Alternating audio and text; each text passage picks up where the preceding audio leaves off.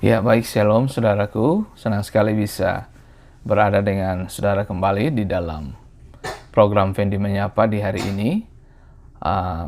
Saya berada sekarang tepat di daerah Pennsylvania, perbatasan dengan New Jersey dan New York. Dan saya bisa live di sini, tepatnya di kamar hotel, ya, bersama dengan istri dan anak perempuan kita.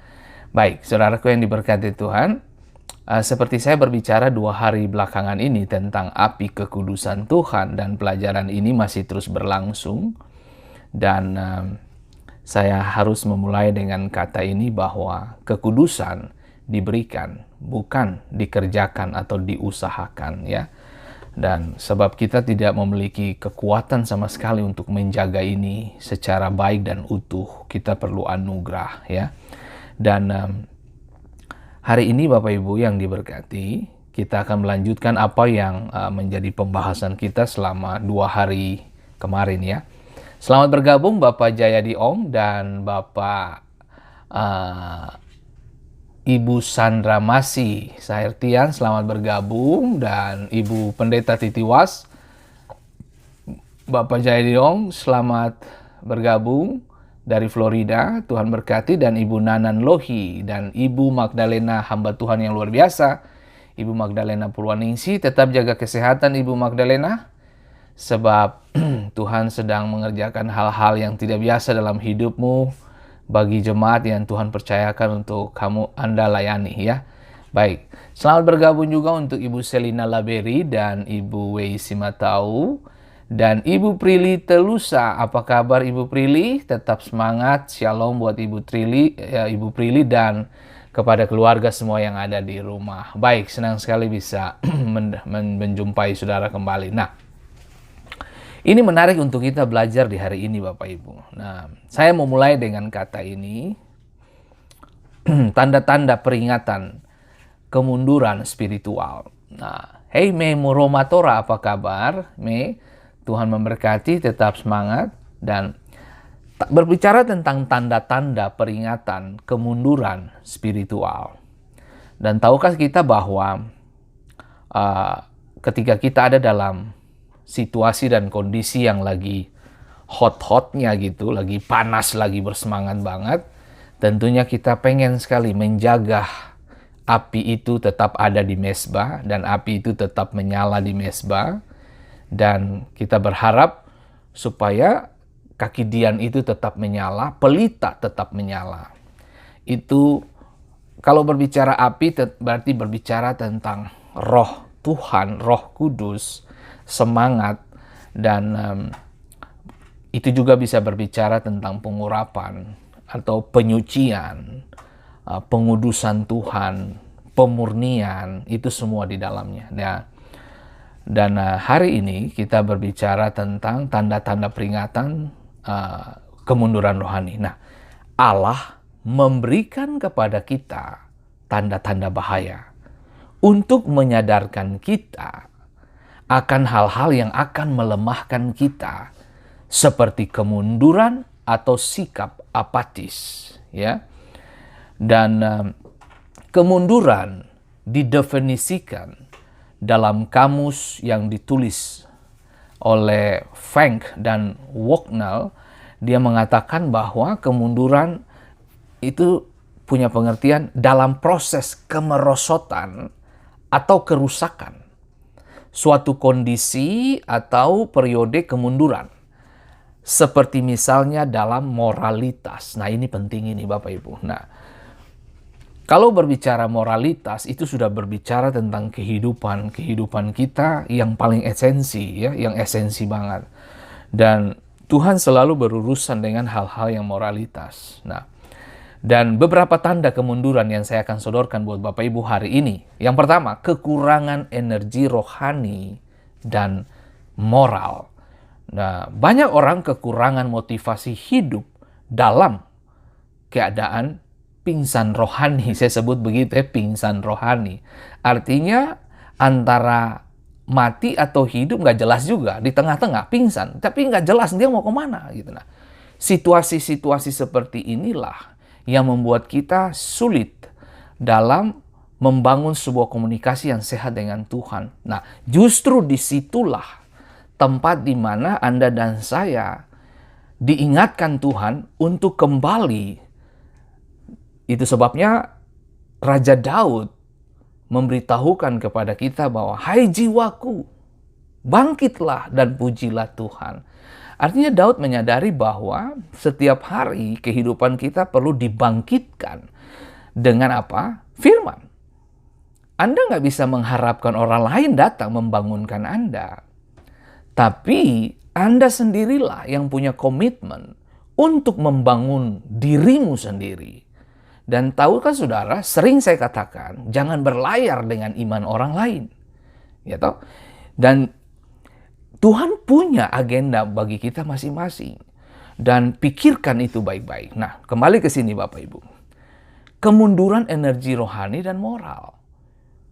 Alkitab berkata bahwa dengan apa seorang muda menjaga kehidupannya tetap bersih dan tetap terjaga dalam kemurnian, Alkitab sangat menjelaskan kepada kita, dia harus menjaga sesuai dengan kebenaran Allah. Bagaimana dia mau menjaga kalau firman Allah dia tidak pernah konsumsi? Kita semua di sini, kita nggak bisa menggunakan hidup kita secara baik jika kita tidak mengkonsumsi kebenaran Allah. Nah, kembali ke sini Bapak Ibu. Nah, dikatakan lagi, ada beberapa poin yang saya akan sodorkan buat saudara. Yang kemudian, tanda-tanda atau beberapa tanda kemunduran, menolak berubah, gitu, menolak untuk maju. Nah, kita tunduk kepada berhala-berhala dan hal-hal yang dapat diramalkan. Kita tidak ingin diganggu oleh apapun juga selain daripada apa yang telah kita ketahui. Nah, kecenderungan manusia kita adalah dia keep yang dia tahu. Lalu kemudian dia merasa dia lebih dari orang lain. Nah, itu berbahaya Bapak Ibu. Nah, saya adalah salah satu contoh. Saya sudah tahu, tapi saya belajar untuk mendengarkan apa yang disampaikan oleh orang lain juga. Begini Bapak Ibu.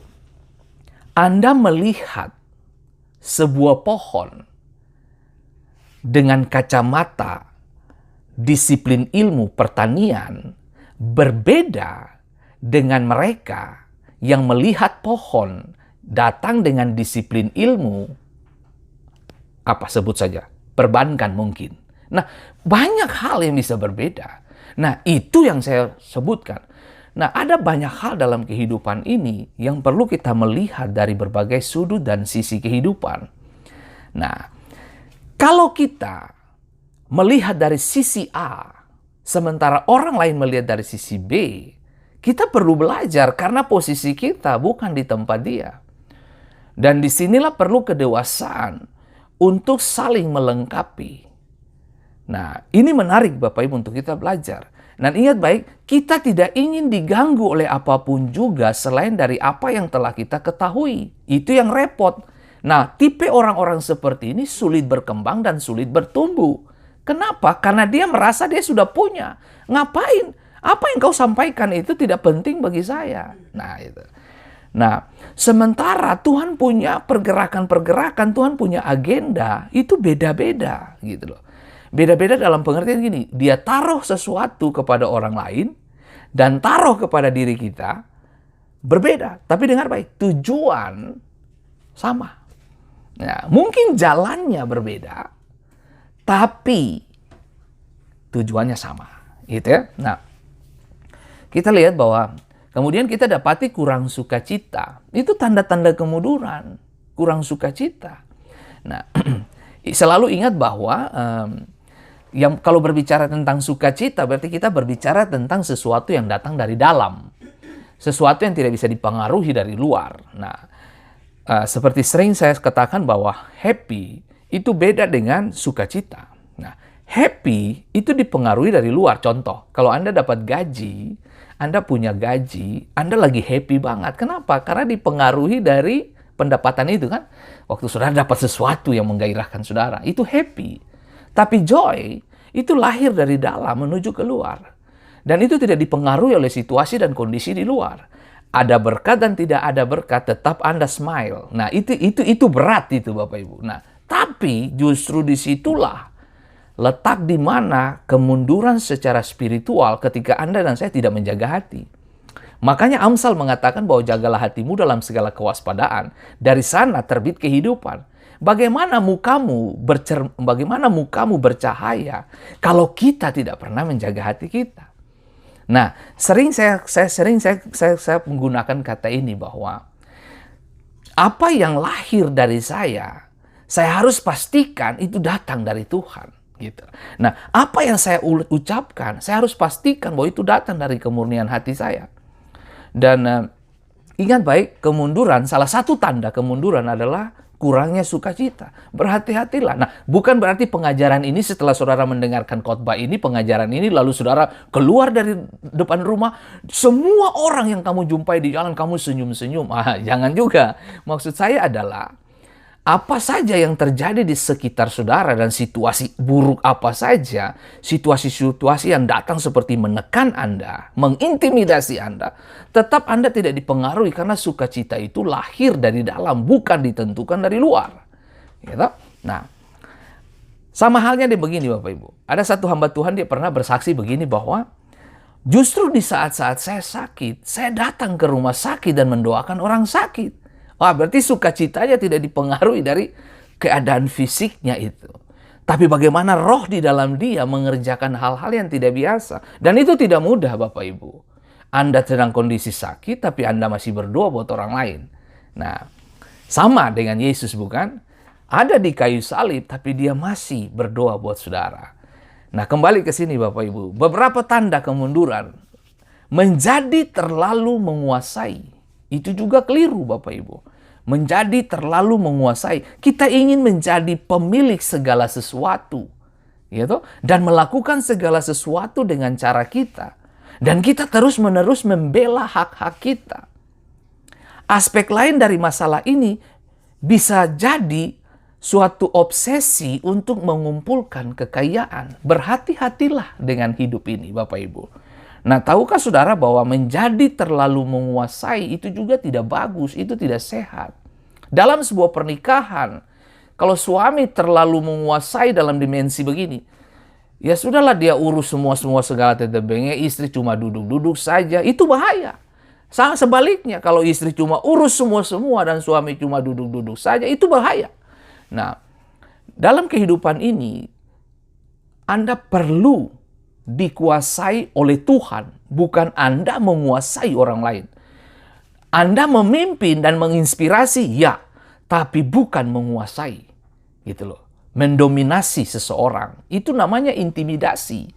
Nah, menarik untuk kita belajar dari tempat ini adalah tanda-tanda orang-orang yang mulai mengalami beberapa tanda kemunduran adalah menjadi terlalu menguasai, itu namanya kemunduran. Gitu. Nah, coba lihat.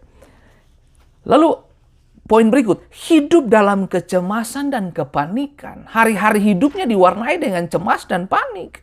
Itu tanda-tanda kemunduran Bapak Ibu. Nah, kemudian apa lagi? Menerima dosa sebagai hal yang normal. Di Amerika ini normal Bapak Ibu. Sorry saya mesti bilang ini. Orang kumpul kebo, bahkan tidur bersama tanpa pernikahan yang sah, dianggap biasa. Nah, itu yang saya bilang. Segala sesuatu yang dilakukan terus-menerus dianggap menjadi biasa dan itu akan menjadi karakter dan menjadi budaya. Dan kita tahu bersama sekarang di dalam budaya di bangsa besar ini, Amerika ini, kita tahu itu. Orang-orang begitu gampang memberikan diri di luar pernikahan yang sah. Itu berbahaya sekali. Dan bukan cuma sampai level itu. Bahkan kebejatan moral semakin meningkat dalam pengertian. Kita tahu bersama bahwa bangsa ini sudah melegalkan pernikahan sejenis. Bahkan belakangan yang saya baca, pernikahan dengan binatang. Anda bisa bayangkan betapa hidup makin makin kacau. Dunia semakin hari semakin kacau. Makanya Paulus mengingatkan Timotius bahwa menjelang kedatangan Tuhan yang kedua kali, orang udah nggak peduli dengan ibadah. Orang sudah nggak peduli dengan yang namanya kebenaran. Orang sudah nggak peduli dengan yang namanya kehidupan kasih, sudah nggak peduli. Nah, Anda bisa bayangin betapa kita sedang hidup di tengah-tengah budaya, bahkan kita sedang hidup di tengah-tengah manusia-manusia yang tidak takut Tuhan di sekitar kita. Tapi tahukah saudara bahwa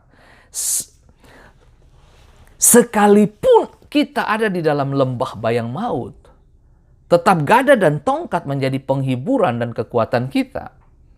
Nah, saya mulai menyadari begini Bapak Ibu, bahwa terkesan Anda seperti berperang sendiri. Tapi sesungguhnya tidak. Ada sekian banyak orang di belahan dunia lain mendukung Anda di dalam doa. Ada sekian banyak orang-orang yang memiliki hati dan belas kasihan yang sama untuk melihat sebuah kebangunan rohani di atas kota.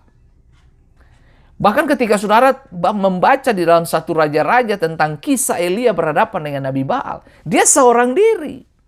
Sampai-sampai dia berkata kepada Tuhan, Tuhan aku seorang diri aja yang melihat pekerjaan Tuhan ini. Tuhan bilang, no, tidak Elia. Saya punya 7.000 yang tidak mencium Baal. Anda bisa bayangin Tuhan punya orang-orang kunci. Yang mungkin saja Anda merasa Anda berdiri sendiri. Tidak. Anda tidak sendiri. Tuhan punya orang-orang kunci untuk menjaga kota, pelayanan, bahkan menjaga Anda di dalam doa-doa mereka. Saya pahami itu betul bahwa Tuhan tidak pernah curang dan tawar hati. Tuhan tahu apa yang harus dia lakukan dan dikerjakan bagi seorang yang percaya. Nah, kembali ke sini Bapak Ibu. Tanda-tanda kemunduran apa lagi nih? Perasaan bosan dalam kehidupan doa. Nah, kalau ini sudah ada, selesai sudah. Ada seorang hamba Tuhan pernah mengatakan begini. Saya lupa namanya itu. Dia pernah gini. Anda nggak usah bikin dosa. Anda tidak usah berselingkuh.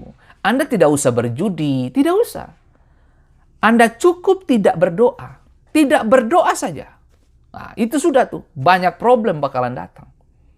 Nah, ini yang saya mau bilang. Orang yang dekat dengan Tuhan saja bisa banyak problem. Apalagi yang jauh. Gitu. Nah, dikatakan gini. Beberapa orang Kristen memiliki disiplin yang tinggi sehingga mereka tetap berdoa meskipun merasa bosan. Anda perlu mendisiplin diri, gitu loh. Nah, tetapi mereka meluangkan waktu dengan terus-menerus melihat jam mereka dan membuat daftar dalam pikirannya tentang hal-hal yang harus dikerjakan. Pikiran dan hati mereka bahkan tidak ada di sana. Nah, ini maksud saya begini. Kita boleh mendisiplinkan diri masuk di dalam dimensi spiritual, berdoa, praise and worship, nikmati firman. Itu bagus. Dan saya suka mendengar dan melihat orang-orang seperti itu. Karena dia menghormati Tuhan, makanya dia baca Alkitab. Kalau orang yang tidak pernah baca Alkitab, itu bukti dia tidak menghormati Tuhan, itu saja. Nah, sama halnya kan kalau saudara menyatakan gini, istriku aku mencintai kamu, tapi kamu nggak pernah sediakan dia sarapan pagi, kamu nggak pernah bekerja untuk menyenangkan dia, itu pembohong. Bisa dipahami. Makanya saya sangat mengerti kalau ada orang yang berkata, aku cinta Tuhan, tapi tidak pernah baca Alkitab. Saudara bisa mengerti. Bagaimana kamu bisa cinta Tuhan? Bagaimana kamu bisa tahu isi hati Tuhan? Sementara bukunya dia, manual booknya aja kamu gak pernah baca. Bagaimana kamu bisa tahu perasaan Tuhan? Ya Alkitab. You harus baca Alkitab. Dengan kamu baca Alkitab, kamu mengerti isi hati Tuhan. Kamu, dengar baik.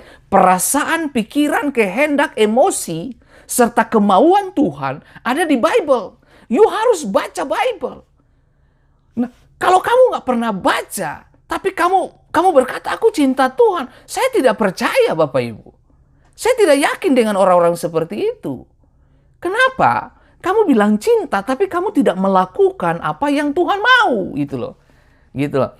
Nah, kesimpulan akhir gini, kamu cuma cinta di mulut, tapi tidak cinta dalam tindakan. Lah kalau cinta di mulut, bagaimana mau berbuah? Cinta itu butuh tindakan. Cinta itu butuh pengorbanan. Gitu. Allah kita, dia mengatakan dia cinta, tapi juga sadar, dia bertindak. Dan dia berkorban untuk cintanya. Dia ada di kayu salib karena cinta. Dia berkorban untuk itu. Nah sekarang kembali ke saya, kembali ke kita masing-masing Bapak Ibu. Anda dan saya bilang kita cinta Tuhan.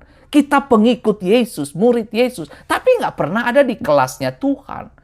Kita justru malah lebih, libur lebih banyak. Nah tapi kita berharap kita lulus. Ya nggak bisa Bapak Ibu. Semua kita ini sedang ada di dalam sekolah kehidupan. Masing-masing kita ada di tempat-tempat praktek kehidupan. Nah, kita dengar, Anda lulus dan tidak, bagaimana Anda meresponi apa yang menjadi maunya guru, bukan? Anda ada di bawah kepemimpinan seorang guru. Anda harus memberi kuping, hati, tindakan di bawah perkataan seorang guru. Nah, hari ini Bapak Ibu, mari kita belajar. Ingat baik, tanda-tanda kemunduran. Seperti yang tadi saya katakan, perasaan bosan dalam kehidupan doa. Saya kasih contoh kemarin itu loh yang Marta dan Maria. Marta sibuk melayani. Tapi Maria duduk di bawah kaki Yesus. Berapa banyak dari kita menghabiskan waktu kita di tempat pekerjaan. Sementara waktu-waktu kita baca Alkitab tidak sampai 5 menit. Tapi kita berharap kita bisa mengalahkan Goliat. Kita berharap kita bisa menyelesaikan masalah kita. Ya susah Bapak Ibu. Dengar baik, saya sering mengulangi kata ini. Seorang pemenang, dia tidak menjanjikan besok ada kemenangan. Tapi dia menjanjikan hari ini persiapan lebih baik dan lebih matang. Itu persiapanmu menentukan kemenanganmu. Kalau kamu persiapan ogah-ogahan, malas tahu, ya sudah. Kamu digilas habis sama dunia ini. Nah, kembali ke sini Bapak Ibu yang diberkati Tuhan. Nah, menarik untuk kita belajar Bapak Ibu. Belajar sungguh-sungguh. Hidup ini tambah susah.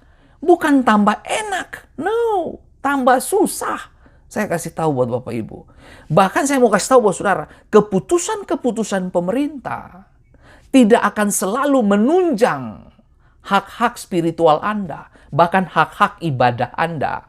Bahkan keputusan-keputusan pemerintah akan ditunggangi oleh kekuatan kegelapan.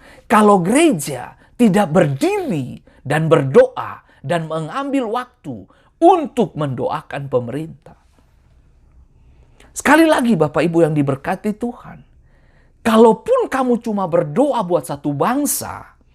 Kalaupun sudah tidak ada orang lagi yang berdoa secara kasat mata di depan Anda. Tapi dengar baik, Tuhan masih punya orang-orang kunci.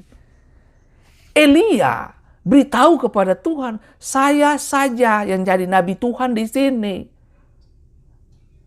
Tuhan bilang, no Elia, saya punya 7.000. Saya punya 7.000 yang tidak menyembah Baal. Saudara bisa bayangin, Anda bisa bayangin coba. Tuhan punya agenda yang luar biasa. Nah ini menarik untuk kita belajar. Kita berpikir kita sendiri. No. Masih ada Tuhan punya orang-orang kunci. Nah kembali ke sini.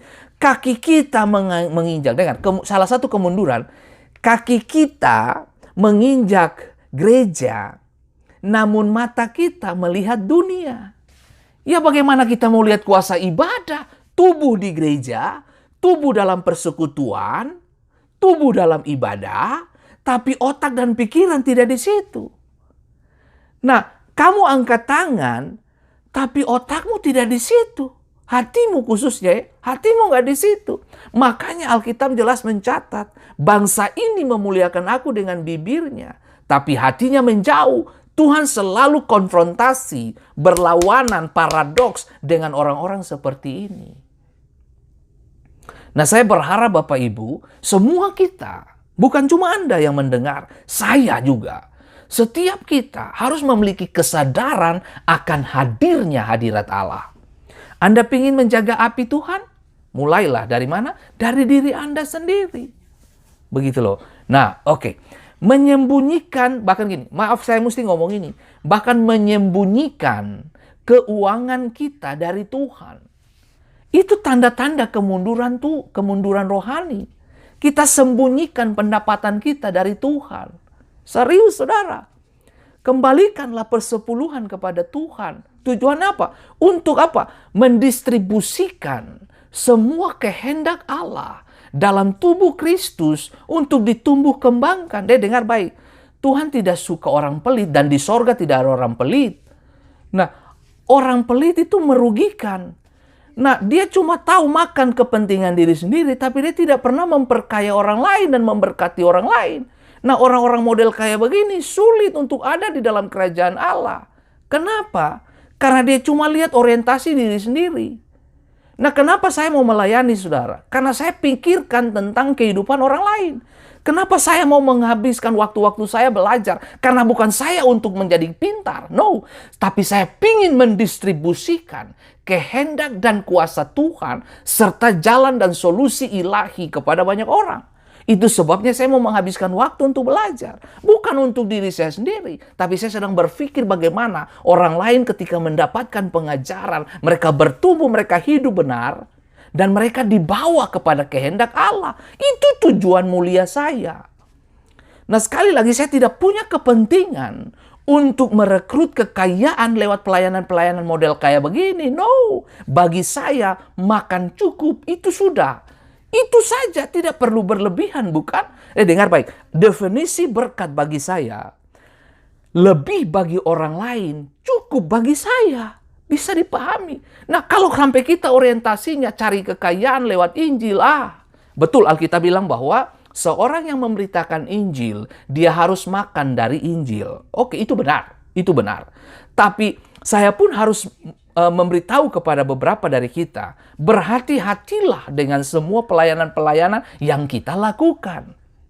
Nah, saya kenal begitu banyak hamba-hamba Tuhan serta pengusaha-pengusaha Kristen yang berhasil dan luar biasa. Saya tidak pernah menemukan orang-orang yang suka memberi untuk memperlebar pekerjaan dan panggilan Tuhan kepada tubuh Kristus, dia jatuh miskin. No.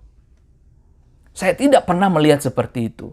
Justru yang saya lihat, orang-orang yang hidupnya menghabiskan nafasnya di tempat pekerjaan lebih daripada waktu menghabiskan dengan Tuhan, mereka keburu banyak mati karena bunuh diri. Depresi, tekanan dari sebuah pekerjaan. Kenapa orang bunuh diri? Bukan cuma depresi, tapi kenapa? Karena tekanan-tekanan di dalam dunia kerja membuat mereka berpikiran pendek, menghabisi diri sendiri. Nah, menarik untuk kita belajar, Bapak Ibu. Pikirkan ini baik-baik. Nah, dengar. Alkitab berkata, di mana hartamu berada, di situ hatimu berada. Kalau kamu tidak pernah memberi untuk pekerjaan Tuhan, itu bukti bahwa kamu tidak cinta Tuhan. Itu saja. Karena Alkitab berkata, di mana hartamu berada, di situ hatimu berada. Kalau kamu memberi kepada pekerjaan Tuhan, kamu memberi untuk agenda pelayanan Tuhan, berarti hatimu cinta Tuhan di situ. Itu saja. Kalau orang yang tidak pernah memberi, sampai ayam tumbuh gigi, kamu minta apa saja. Itu kesulitan bagi dirimu. Dengar baik, saya suka memberi. Karena saya tahu persis dengan investasi ini, saya bisa menolong banyak orang. Dan bukan cuma banyak orang. Saya menolong generasi, saya menolong anak-anak saya. Untuk mereka belajar melihat bagaimana orang tuanya nggak pelit. Anda tahu tidak, waktu Anda tahan Ananias dan Safira adalah bukti. Waktu mereka tahan hasil penjualan tanah itu, Alkitab berkata mereka mati di depan kaki Petrus. Itu yang saya mau bilang, bos saudara. Dengar baik. Ini bukan berarti ancaman. No, saya sedang memberitahu kepada Anda hari ini. Alkitab berkata di mana hartamu berada, di situ hatimu berada. Nah, kalau Anda suka memberi bagi pekerjaan Tuhan, Anda suka memberi kepada orang miskin, Anda suka memberi dan menolong orang, berarti hatimu penuh kasih. Kan begitu. Berarti pemberianmu itu pergi bersamaan dengan hatimu. Begitu loh. Itu sudah Bapak Ibu. Menarik untuk kita belajar. Nah, waktu orang kaya muda ketemu Yesus, Yesus berkata jual hartamu, bagi kepada orang miskin. Dia kesulitan nggak? Kesulitan. Kenapa? Karena hatinya ada di harta. Sama kan kalau saya tarik itu dalam dimensi spiritual kita. Kalau kamu sering memberi, itu berarti kamu menggambarkan situasi hatimu. Kan begitu. Nah, begini. Dengar. Salah satu, ini yang paling berat. bagi saya ini cukup berat ini. Poin berikut ini. Salah satu yang menjadi kemunduran spiritual kita adalah terganggu oleh salib Kristus. Saya ulangi. Terganggu oleh salib Kristus. Kenapa terganggu oleh salib Kristus? Nah, begini. Ketika kita mendengar kata korban, penderitaan, dan salib, itu mengganggu kita. Ketika kita hanya ingin mendengar berita tentang berkat, dan tidak ingin diberitakan tentang penderitaan, hati kita perlu diubahkan di situ. Kita suka mendengar tentang berkat Tuhan. Israel cinta sama tangan Tuhan. Tapi Israel tidak cinta sama hati Tuhan. Gitu loh. Israel suka dengan berkat. Israel menyukai tangan Tuhan. Tapi dia menyakiti hati Tuhan. Israel makan dari kebaikan hati Tuhan. Tapi Israel menolak hatinya dia. Israel suka pemberian Tuhan. Tapi Israel menolak pemberi berkat. 40 tahun mereka di padang gurun. Nikmati berkat setiap hari. Dari mana? Tuhan. Langit terbuka, mana turun tiap pagi. Burung puyuh terbang. Di mana? Perkemahan orang Israel. Mereka makan itu mana dan daging setiap hari tanpa ada usaha dari manusia. Tapi kesimpulan akhir apa? Mereka semua berontak dan tidak taat. Mereka menjadi apa? Mati semua di mana? Padang gurun. Ini yang saya mau bilang. Kamu cinta sama Tuhan, kamu cinta berkatnya. Tapi kamu tidak cinta sama pemberinya. Kita ke gereja suka dengar berkat. Makanya saya jujur buat saudara. Gitu. Kadang-kadang saya tuh apa ya? Oh Tuhan Yesus, saya bilang gini. Kalau kamu cinta sama seseorang, kamu tidak akan tahan semua pemberian terbaikmu. Kan begitu. Saya cinta sama istri dan anak-anak saya. Makanya saya bikin semua yang terbaik menurut ukuran saya supaya mereka senang. Nah, itu yang saya mau bilang. Tuhan itu kasih Yesus buat kita. Allah Bapa beri putranya. Ukurannya apa? Aduh, putra, darah, gitu. Dia kasih untuk saudara. Oke, hal sederhana begini. Kalau Anda punya anak dan kamu punya berlian di jarimu cincin berlian. Anda bepergian keluar kota. Anda dalam situasi pilihan. Titip berlian atau titip anakmu. Coba jujur dengan hatimu. Saya jamin 100%. Yang kamu titip, kalau ada pilihan seperti itu, kamu titip anak. Tapi tidak titip berlian kepada orang.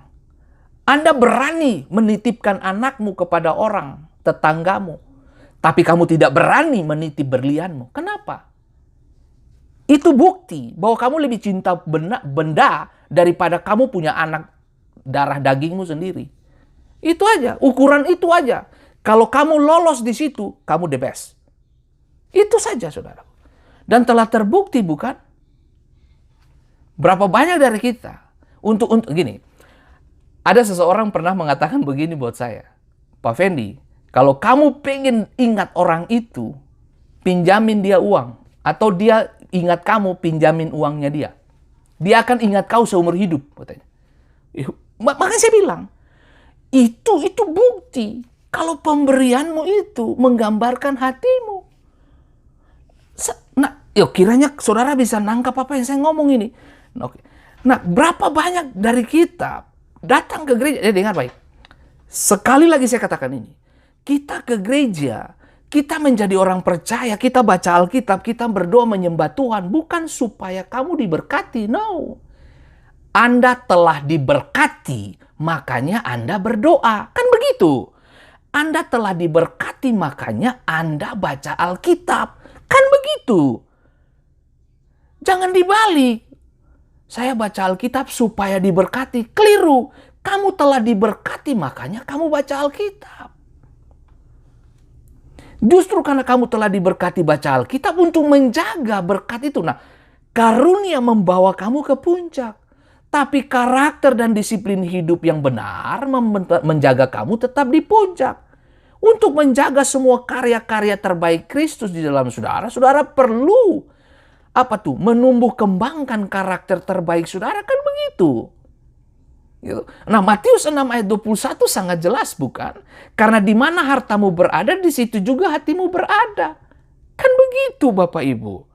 Nah, saudara tahu kenapa Allah Bapa kirim Yesus? Supaya dia mati? Karena harta berharga Tuhan ada di bumi. Siapa? Manusia. Makanya dia kirim. Dia kirim putra. Untuk mati mendapatkan harta ini juga. Kamu dan saya, gitu loh.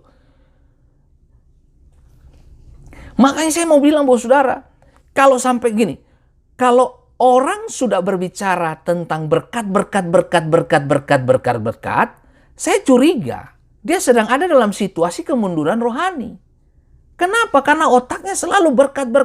Dengar ya, tidak salah kamu dengarkan khotbah-khotbah tentang motivasi dan berkat. Tuhan memberkati engkau. Memang benar Tuhan sudah berkati. Tapi dengar baik, untuk masuk kepada level diberkati, you harus lewati proses panjang, kan? Yusuf tidak serta-merta jadi Perdana Menteri di Mesir. Dia melewati proses panjang dan pahit sekali hidup itu.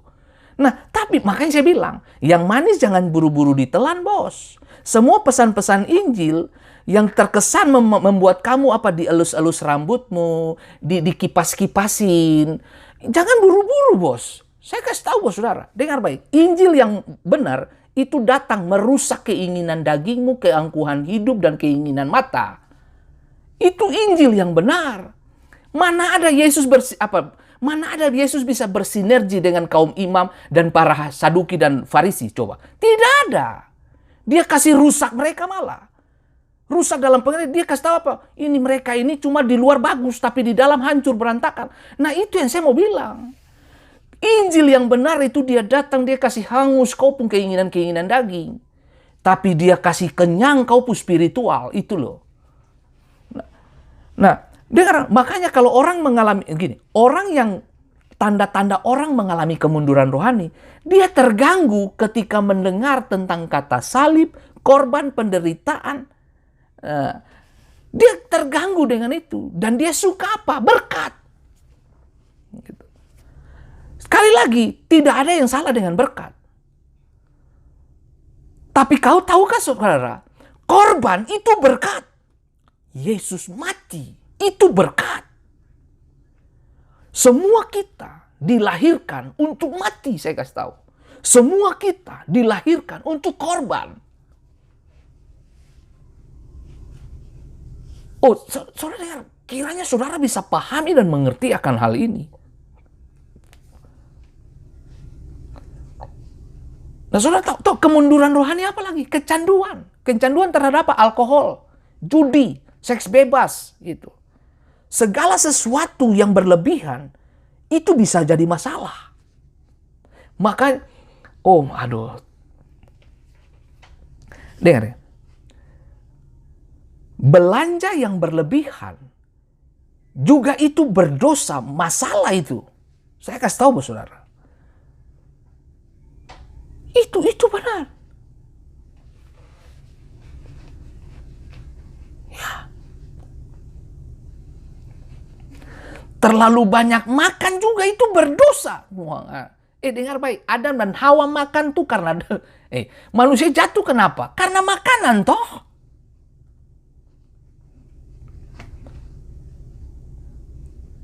Serius saudara. Nah, perhatikan bacaan-bacaan Anda. Bacaanmu menentukan duniamu. Bacaan kamu, buku yang kamu baca menentukan jendela jiwamu. Buku yang kamu baca menentukan cara pandangmu. Kalau kamu terus konsumsi buku-buku yang berupa horor, fiktif-fiktif yang tidak masuk akal, begitu ya, itu hati-hati karena kamu akan diracuni dan kamu akan menjadi manusia lain. Makanya karena kamu baca fiktif, kamu berakting di dalam dunia nyata seperti manusia fiktif yang nggak jelas. Kenapa? Karena kamu masuk dengan pikiran-pikiran fiktif itu. Baca buku horor, nonton film horor, takut sendiri. Aneh kan? Nah, saya kasih contoh pengalaman saya. Besok kita tuh ada ini kejadian 10 tahun yang lalu kali ya, 7 tahun kan. Besok itu kita udah janjian mau pergi diving. Menyelam ini Bapak Ibu. Lah, malamnya saya nonton film apa? Ikan hiu. Oh my goodness. Saya nonton, yang anehnya lagi saya nonton malam itu. Besok paginya saya mau menyelam. Nah, apa yang ada di otak saudara coba? Besok saudara menyelam, malam ini saudara nonton film ikan hiu. Itu kira-kira, nah saudara bisa begitu kaki kena di air, otaknya langsung ikan hiu tadi malam saya nonton. Anda kan tidak nyaman dengan situasi itu. Makanya saya bilang buat saudara, apa yang kamu konsumsi, apa yang kamu makan dan minum, apa yang kamu baca, apa yang kamu dengar, menentukan sikap hatimu di esok hari. Kalau kamu konsumsinya, sebut saja film-film horor, buku-buku horor, dunia fantasi-fantasi yang tidak jelas begitu. Oke, saya tahu Tuhan pakai orang-orang dengan kreativitas yang itu bagus. Karena itu potensi Tuhan taruh bagi masing-masing orang. Cuma maksud saya gini, apa yang kamu baca itu bisa mempengaruhi kamu kepada dunia nyata. Gitu loh. Kiranya saudara bisa mengerti apa yang saya maksud gitu.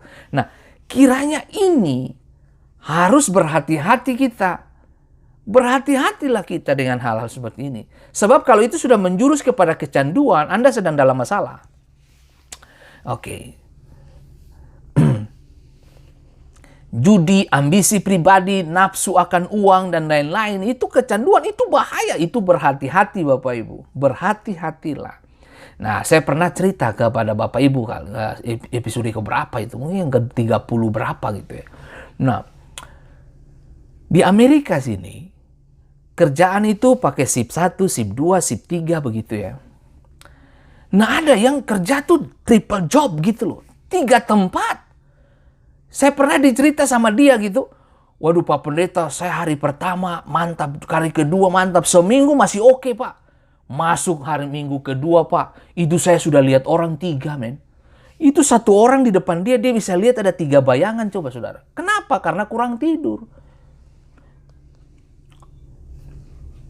Kamu menghabiskan waktu di pekerjaan lebih banyak daripada menghabiskan waktumu dengan firman Allah.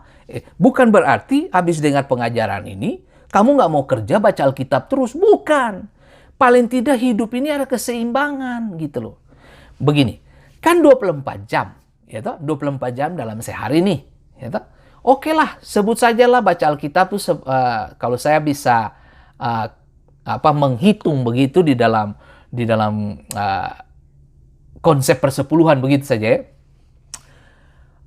Kalau 24 jam, paling tidak Anda punya 2 jam setengah atau Anda punya 2 jam atau 1 jam lah paling minim gitu. 1 jam itu untuk Tuhan gitu. Makanya Yesus menghilang kepada murid-murid di Taman Getsemani, bukan kan? Kenapa kau tidak bisa jaga-jaga dengan saya cuma 1 jam? Itu sudah pakai sudah. Jadi gini, kita sama ratakan saja. 1 hari 1 jam dengan Tuhan sajalah. Gitu. Oh Pak Pendeta saya sibuk. Ya sudah, kalau kamu sakit jangan kau teriak Tuhan. Ya, nanti kalau kamu bisa bilang begitu. Ya, saya sibuk. Kalau kamu sakit dan kamu berdoa, nanti Tuhan jawab dari sorga. Saya juga lagi sibuk. Coba, kamu mau yang kayak begitu? Dengar baik, Tuhan penuh kasih. Tapi jangan salah. Di dalam unsur kasih, itu ada disiplin. Makanya Wahyu mengatakan toh, barang siapa yang kukasihi, kuhajar dan kutegur, relakan diri dan bertobat. Jadi kasih itu ada unsur disiplin dan pengajaran. Kasih menerima semua orang berdosa. Tapi jangan salah, ada unsur disiplin di semua perjalanan hidup dan area kekristenan kita. Jangan saudara pikir Tuhan tuh sayang. Iya betul dia sayang. Dia mati untuk saudara. Tapi jangan salah. Di dalam unsur kasih ada disiplin. Ingat itu baik-baik. Ya kalau kamu salah ya kamu tetap kena disiplin. Nggak ada cerita. Gitu. Di ujung rotan ada kasih dan ada pengajaran. Itu. Nah, mari kita belajar satu hal yang baik ini Bapak Ibu. Nah, lalu kemudian apa? Fatalisme. Apa itu fatalisme? Ini salah satu tanda-tanda kemunduran spiritual ini. Ini terjadi ketika seseorang menempatkan dirinya ke dalam tangan masa depan seperti halnya masuk ke dalam sebuah perahu yang mengikuti arus air tanpa ada tujuan. Artinya gini, orang-orang ini berjalan, hidup, tapi tidak punya tujuan. Gitu loh. Dia punya agama, tapi tidak punya tujuan. Nah, Anda lihat sendirilah. Berapa banyak orang mendemonstrasikan dirinya seorang tokoh agama. Berapa banyak dari kita nonton orang-orang demo berdasarkan agama. Ya toh? Bagaimana orang-orang mendistribusikan kepercayaan mereka pada tempat-tempat yang salah. Itu bukti bahwa mereka tidak punya tujuan. You punya agama tapi tidak punya tujuan hidup.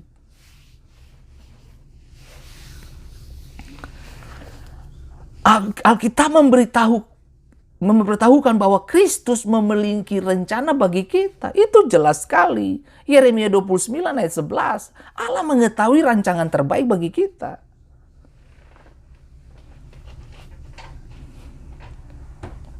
Saudara, kenapa saya bisa sodorkan hal ini? Fatalisme. Ahli Taurat dan imam-imam Farisi, orang-orang Saduki, mereka selalu membangun konfrontasi dengan Yesus. Mereka selalu melemparkan pertanyaan-pertanyaan dengan tujuan menyudutkan dan menjatuhkan dan mendapatkan kesalahan untuk menghadapkan dia kepada pengadilan. Tapi selama mereka menyodorkan pertanyaan, mereka tidak mendapatkan satu titik kesalahan pun. Mereka ini punya agama. Itu yang saya bilang, mereka punya agama, tapi tujuan hidup tidak jelas. Kenapa? Karena pertanyaan mereka untuk menjatuhkan. Itu sudah. Jadi tujuan pertanyaan bukan untuk proses belajar. Supaya mereka rubah paradigma, rubah hati, rubah tindakan dan kelakuan. Tapi yang mereka lakukan apa? Sengaja untuk menjatuhkan Yesus, untuk mendapatkan kesalahan. Sampai ending terakhirnya apa? Diperhadapkan dengan mahkamah yang dihadirkan dan yang akan dipimpin oleh si Pilatus nih kan. Makanya Pilatus bilang, Pilatus tahu, Alkitab tulis kok. Pilatus tahu bahwa mereka menyerahkan Yesus karena iri. Ya bagaimana mereka nggak iri? Yesus hadir, pengikut mereka banyak yang pergi. Gitu loh. Nah ini yang saya mau bilang buat saudara. Kebenaran itu daya tarik. Kebenaran itu daya tarik. Kekudusan api Tuhan itu daya tarik. Jangan jual imanmu gitu untuk hal-hal yang sifatnya sementara di planet bumi ini. Nah, lihat ini. Kemudian apa? Tanda-tanda kemunduran di dalam spiritual ini apa lagi? Terperangkap dalam pornografi. Konsumsinya cuma film-film porno. Itu bukti kamu mundur. Gitu. Nah, beberapa orang tidak pernah membeli majalah-majalah pornografi, namun fantasi-fantasi porno mewarnai pikiran mereka. Nah, apa yang kamu tonton, apa yang kamu dengar dan lihat dan baca, itu mempengaruhi pola pikir Anda. Nah, begini Bapak Ibu, nonton film-film romantis itu bagus buat pasangan suami istri. Itu bagus. Tapi bagi kamu yang sedang anak-anak muda ini, lalu kamu nonton film-film pornografi, nonton gambar-gambar porno dan sebagainya, itu bukan bikin bagus kamu, bikin rusak kamu. Roh kamu tercemar, jiwa kamu hancur, dan kemudian tubuhmu apa? Rusak. Gitu. Nah, hiburan yang tidak kudus, itu tanda-tanda kemunduran rohani, hiburan yang tidak kudus. Menikmati lelucon kotor, video amoral, di mana pada waktu lain mereka tidak akan menerimanya. Semua ini menghanyutkan bumi dan akan menyebabkan tanah di mana Anda berpijak akan runtuh dan ambruk pada suatu hari. Semua yang kamu konsumsi, hiburan-hiburan yang tidak kudus ini akan menghancurkan Anda. Oke, begini. Pak Pendeta, kita tidak boleh nonton film kah? Boleh sayang. Pak Pendeta, kita tidak boleh terlibat dengan olahraga kah? Ya sangat boleh lah. Gitu. Semua itu boleh. Tapi kamu harus bedakan mana yang merusak moral dan mana yang tidak. Itu aja. Gitu. Tapi Pak Pendeta, kalau kita main kartu boleh? Boleh. Tapi jangan sertakan uang di situ. Gitu. Sebab itu berbahaya bagi kamu. Itu bikin rusak kamu. Coba beritahu sama saya, siapa penjudi besar di dunia ini yang hasil judinya membuat dia kaya? No. Tuhan kalau berkati seseorang, bahkan melebihi orang-orang yang dengar baik, Salomo, dia minta hikmat, Allah tambahkan kekayaan. Artinya begini, kalau kamu penuh dengan hikmat Allah, kamu jangan tanya soal kekayaan-kekayaan dan hal-hal materi begini. Tuhan lengkapi dengan cara Tuhan. Kalau Tuhan mau berkati seseorang, dia tidak butuh penceramah atau penasehat yang bagus-bagus. No, kalau dia sudah suka sama seseorang dan kamu menyentuh hati dia, apa saja yang kamu minta, dia kasih. Yang paling penting di sini apa? Tinggal di dalam Kristus. Pak Pendeta, apa bukti kita tinggal dalam Kristus? Buktinya kamu cinta dan baca Alkitab, itu saja. Ukuran-ukuran saya sederhana saja. Gitu. Kalau kamu bilang kamu cinta Tuhan, tapi Alkitab tidak pernah kamu baca, itu kamu memang pembohong besar. Gitu. Itu tukang tipu di akhir zaman itu. Keadaan pasif yang mematikan. Gitu. Tanda-tanda kemunduran, salah satu kemunduran lagi, keadaan pasif yang mematikan. Kamu tidak memiliki minat terhadap apapun. Baik. Melayani nggak mau. Tapi hiburan-hiburan lain kamu mau. Itu kemunduran spiritual. Waktu di saat seperti gitu, kamu kena masalah, kamu berharap Tuhan tolong. Dengar baik, saya kasih tahu bos saudara.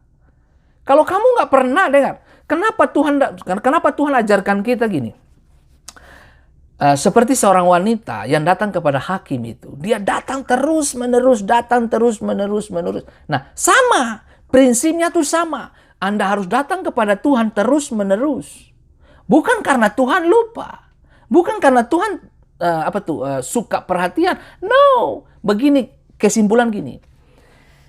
Kalau Anda cinta Tuhan, Anda tidak akan pernah memberi space yang kosong untuk menjumpainya.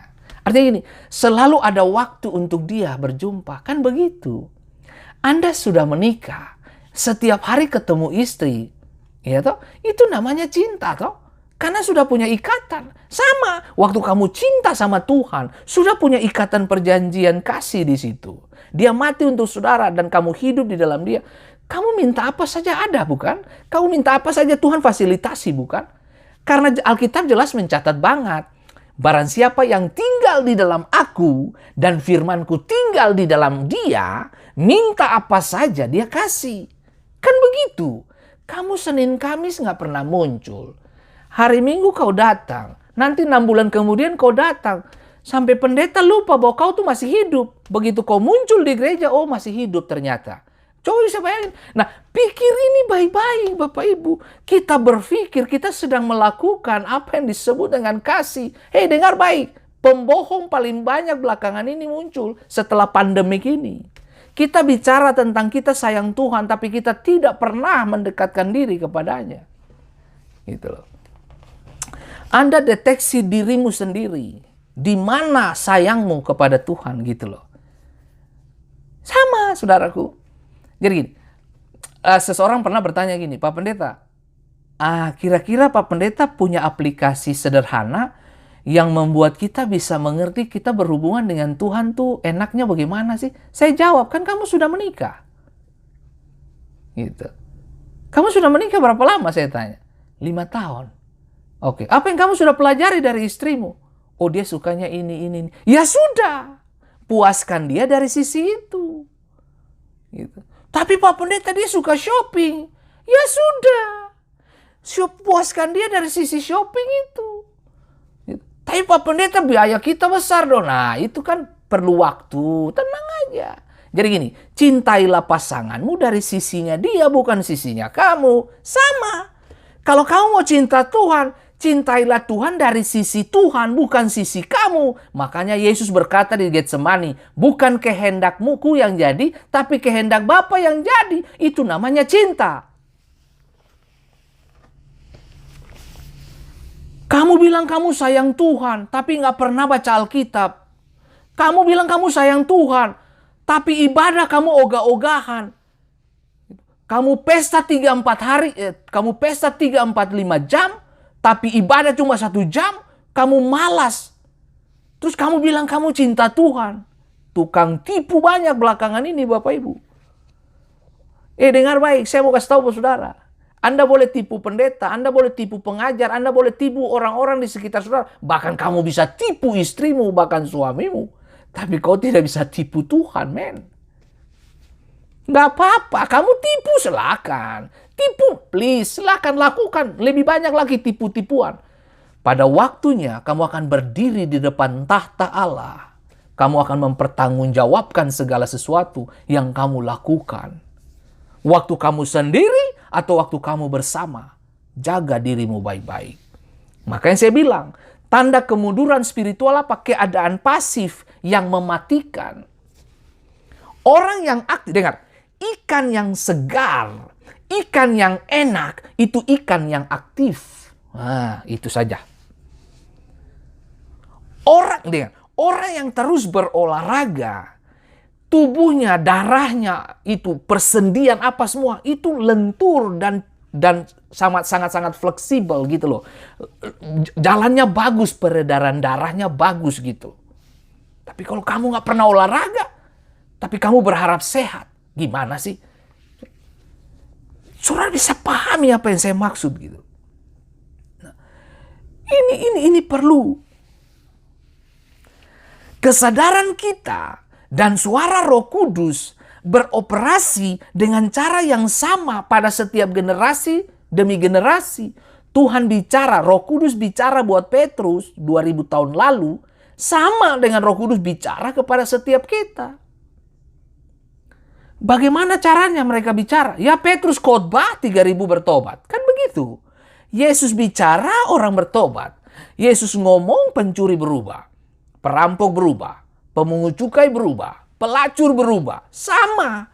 Waktu kamu dengar firman Allah hari ini, waktu hamba Tuhan, pendeta, pengajar, siapapun yang mengajarkan kebenaran, semua harus kembali kepada Bible.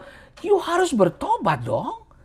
Bukankah Roh Kudus yang sama yang tercurah Kisah Rasul pasal 2 itu bergerak sampai hari ini untuk semua kita.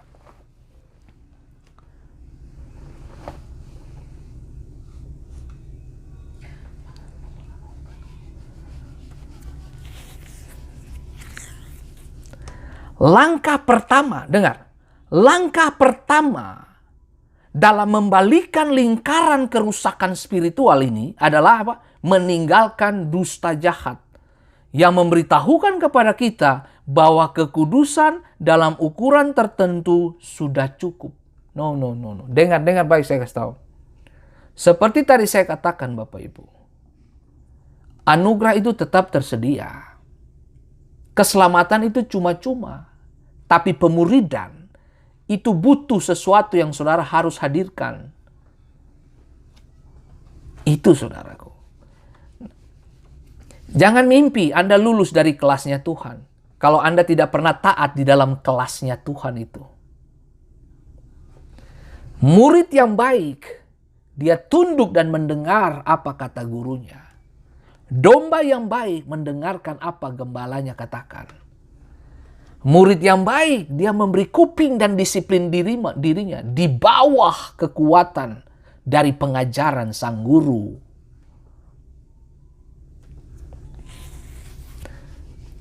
Selalu ingat Bapak Ibu.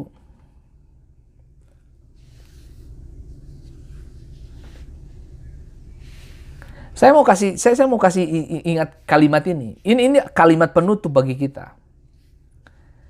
Seorang penyanyi Kristen, Keith Green, dia bernyanyi seperti ini.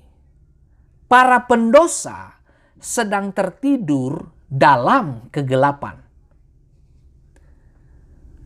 Sementara orang percaya sedang tertidur dalam terang.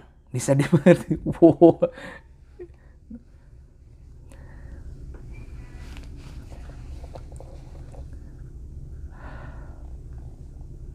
Artinya begini, saudara percaya Yesus, tapi manifestasi kehidupanmu tidak mencerminkan percayamu. Yakobus pasal 2, iman tanpa perbuatan hakikatnya mati. Gitu loh. Hakikatnya mati. Iman tanpa pertobatan hakikatnya mati. Kita menyebut diri percaya, iman, beriman dan sebagainya.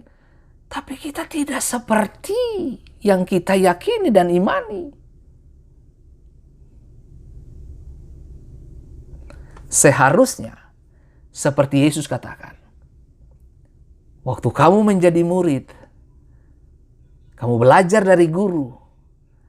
Tapi pada waktunya kamu akan menjadi guru. Dan kamu sudah bertindak seperti guru, bahkan telah menjadi guru. Kamu bisa lakukan pekerjaan-pekerjaan lebih dari yang aku lakukan. Itu keren. Saya sedang menuju ke sana. Saya sedang belajar untuk itu. Makanya setiap hari saya belajar membunuh keinginan daging saya. Untuk membunuh keinginan daging, Bapak Ibu, Anda tidak perlu bertapa di gunung-gunung, tidak perlu mengasingkan diri, tidak perlu. Dengar saya kasih tahu. Justru dengan Anda bergaul, berkomunikasi dengan dunia sekitar, justru disitulah Anda belajar untuk menerapkan kehidupan dalam kekudusan. Gitu. Ya, ingat baik, gandum, lalang, tumbuh bersama. Tumbuh di lahan yang sama, di ladang, di bedeng yang sama, di tanah yang sama, lokasi yang sama. Tapi pada waktunya, musim menuai, mereka akan dipisahkan. Kita akan, orang percaya akan tumbuh bersama dengan orang-orang dunia yang lain. Kita tumbuh bersama. Tapi pada waktunya akan dipisahkan. Nuh tumbuh bersama dengan orang-orang pada zamannya. Tapi pada waktu Tuhan, air bah datang, dipisahkan untuk kepentingan Tuhan. Lot ada di tengah-tengah lembah itu. Lembah Yordan yang di dalamnya ada Sodom dan Gomora. Abraham berdoa, luput dari maut. Dipisahkan, pada waktunya kamu akan dipisahkan. Makanya saya mau bilang buat saudara hari ini, please deh, jaga hidup baik-baik. Jangan saudara merasa bahwa, oh Yesus penuh kasih. Betul, Yesus penuh kasih, jangan salah. Tapi dia berdiri sebagai hakim pada waktu kedatangannya. Hati-hati Bapak Ibu. Raja, dia akan datang sebagai raja. Anda tidak bisa datang kepada raja dengan pakaian compang-camping, no. Anda bisa datang kepada Bapa dengan pakaian kotor dan Bapa ganti dengan jubah yang baru. Tapi kamu tidak bisa datang kepada raja di atas segala raja dengan pakaian kotor dan compang-camping. Anda bisa datang kepada seorang sahabat dengan berbicara seenaknya. Tapi pada waktu kamu berhadapan dengan hakim di atas segala hakim, you tidak boleh bicara sembarangan. You mati dan penghukuman datang ketika kamu bicara salah. Makanya saudaraku yang diberkati Tuhan, kita perlu parakletos, api kekudusan Tuhan. Roh penolong itu. Parakletos untuk penerapan, manifestasinya itu terjadi. Penggunaan kata parakletos ini terjadi ketika penghakiman terjadi. Ada di dalam ruang sidang. Ketika kita tidak mampu menjawab, disitulah Roh Kudus membantu kita. Sama seperti yang dikatakan oleh Alkitab. Waktu kamu berdoa, kamu tidak mampu berdoa, tapi roh di dalam kamu membantu Anda untuk berdoa. Ada kalanya di mana saya tidak sanggup untuk berdoa dan kehabisan kata-kata. Tapi disitulah saya cuma berbahasa roh, dan kemudian saya berbicara dari hati saya. Kadang disertai dengan tangisan. Tujuannya apa? Karena saya tidak mampu bicara, cuma roh yang berbicara. Dan memang benar, Tuhan tidak butuh kata-kata doa yang panjang. Tuhan tidak butuh kata-kata yang bertele-tele, yang berulang-ulang. Seperti Tuhan tidak pernah dengar, bahkan Tuhan tidak tahu apa-apa. Bahkan you tidak pernah ngomong pun Tuhan tahu apa yang you minta. Tapi garis bawahi ini, Yakobus mengatakan, doa orang benar berarti bukan orang sembarangan. Kenapa kamu berdoa tidak dijawab-jawab?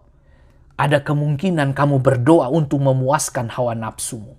Kemudian yang kedua, kamu memuaskan keinginanmu. Karena yang ketiga, kamu salah berdoa. Dan yang keempat, kamu memang berdosa besar. Alkitab berkata, Yakobus jelas, doa orang benar, bukan orang baik loh.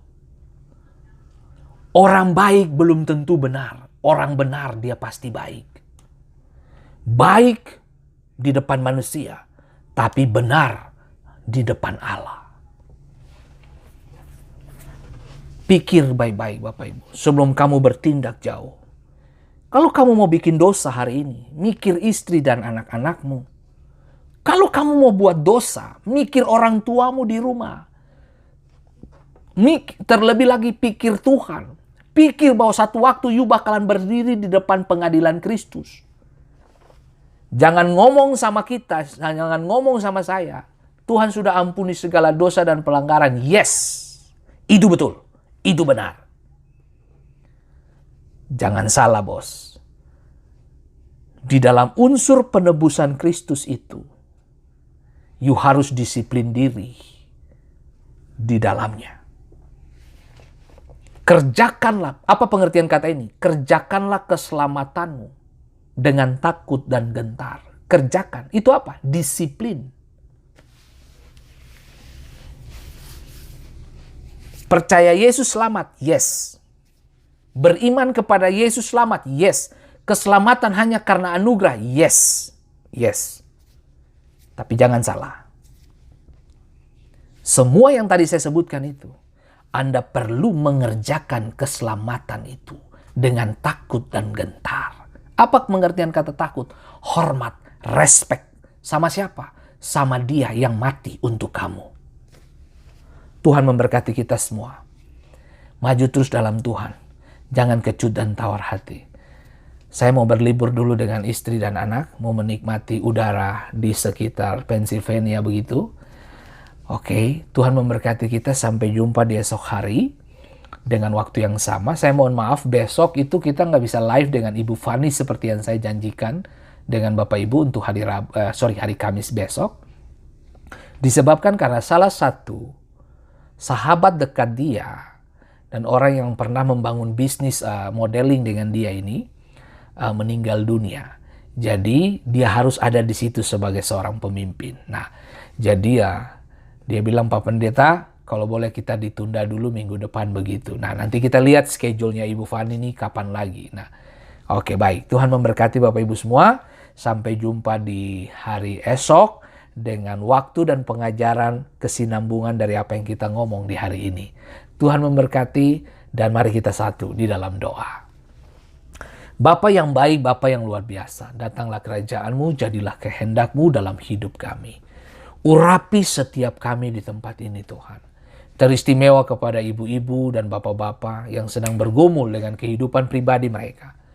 Tuhan, aku berdoa dalam nama Yesus, biarlah hikmat Allah turun bagi semua kaum ibu dalam membesarkan anak-anak mereka. Kiranya roh takut akan Tuhan semakin ditambahkan dalam hidup mereka dan mengerjakan hal-hal yang tidak biasa di dalam mereka.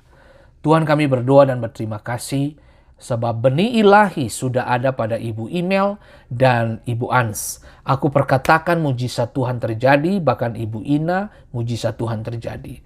Dalam nama Tuhan Yesus Kristus, Berkat Tuhan membuat mereka bercahaya dengan benih yang Tuhan telah taruh. Dan kami berdoa mata kaki dari Ibu Ella disembuhkan, dikuatkan dalam nama Yesus. Dan kiranya hidup setiap kami menyenangkan hati Tuhan. Terima kasih banyak Bapa di surga. Dalam nama Yesus. Dan dari tempat ini aku berdoa khusus buat hamba Tuhan yang melayani di Sarawak, Malaysia, Magdalenaris. Tuhan berkati hambamu, pakai dia untuk kepentingan Tuhan. Dan aku berdoa berkati suami dan anak-anaknya serta pelayanan yang Tuhan percayakan untuk mereka layani Tuhan. Roh Kudus, terima kasih banyak Bapa. Dan kami berdoa untuk Ibu Magdalena, Tuhan sembuhkan dan Tuhan jamah pulihkan dalam nama Yesus. Aku percaya mujizat-Mu ya dan amin. Terima kasih Roh Kudus. Dalam nama Yesus kami berdoa dan bersyukur. Haleluya. Amin. Sampai jumpa di esok hari. Tuhan memberkati kita. Maju terus bersama dengan Tuhan. Haleluya. Amin. Amin. Amin.